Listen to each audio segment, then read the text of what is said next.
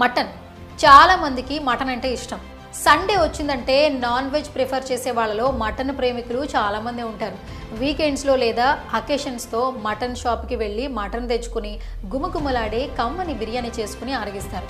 అయితే ఇలా చేసేవారందరికీ ఇది పెద్ద షాకింగ్ న్యూస్ అని చెప్పాలి. దేనిపైనైతే కస్టమర్లు ఎక్కువ ఇష్టం ఉంటుందో దాన్ని అదునుగా తీసుకుంటున్నారు కొందరు కేటుగాళ్ళు. అంతేకాదు వాళ్ళ దుర్బుద్ధితో ఎదుటివారి ప్రాణాలతోనే చెలగాటమాడుతున్నారు. ఇప్పుడు ఇదంతా ఎందుకు చెప్తుంది అనుకుంటున్నారు కదా. ఎంతో ఇష్టంగా తినాలనుకుంటున్న మటన్ ప్లేస్లో కుక్క మాంసం ఇచ్చి కస్టమర్లకు షాక్ ఇచ్చాడు ఒక ప్రబుద్ధుడు. గత కొన్ని రోజులుగా హోటల్స్, రెస్టారెంట్స్లో ఆహార భద్రతా ప్రమాణాలు పాటించకపోవడం తీవ్ర చర్చనీయాంశంగా మారిన సంగతి తెలిసిందే. ఇలాంటి ఘటనలు బయటపడుతుండడం సంచలనంగా మారింది.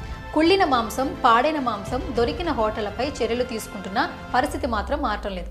తాజాగా రాజస్థాన్ నుంచి తీసుకొచ్చిన భారీగా కుక్క మాంసం పట్టుకోవడం తీవ్ర భయాందోళన కలిగిస్తోంది. 90 బాక్సుల్లో 4500 కిలోల కుక్క మాంసం పట్టుబడడం తీవ్ర దుమారం రేపుతోంది.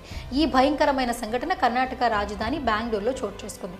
బెంగళూరులోని యశ్వంతపూర్ రైల్వే స్టేషన్లో తీవ్ర ఉద్రిక్త పరిస్థితులు నెలకొన్నాయి. రాజస్థాన్ నుంచి మటన్ పేరుతో బెంగళూరుకు కుక్క మాంసం సరఫరా అవుతుందని హిందూ సంఘాలు తీవ్ర ఆందోళన వ్యక్తం చేశాయి. ఈ క్రమంలోనే జైపూర్ నుంచి బెంగళూరుకు వచ్చిన రైలులో భారీగా కుక్క మాంసాన్ని పట్టుకున్నారు. 90 డబ్బాల్లో తరలించిన 4500 కిలోల కుక్క మాంసాన్ని హిందూ సంఘాలు అడ్డుకున్నాయి. నిత్యం బెంగళూరు నగరానికి 14000 కిలోల కుక్క మాంసం వస్తున్నట్లు సంబంధిత వర్గాలు ఆరోపించాయి.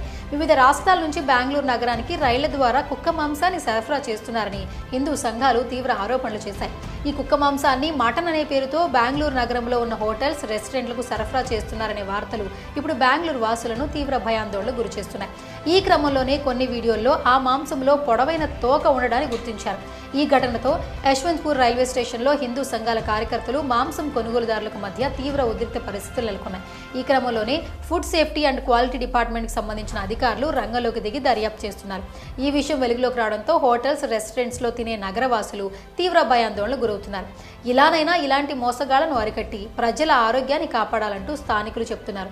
ఇలా ఒక్క మటన్లోనే కాదు, చాలా ఫుడ్ ఐటమ్స్లో కూడా కల్తీ జరుగుతున్న సంగతి తెలిసిందే. బయటికి వెళ్ళి ఏదైనా కొనే ముందు 1-2 సార్లు ఆలోచిస్తే మంచిది.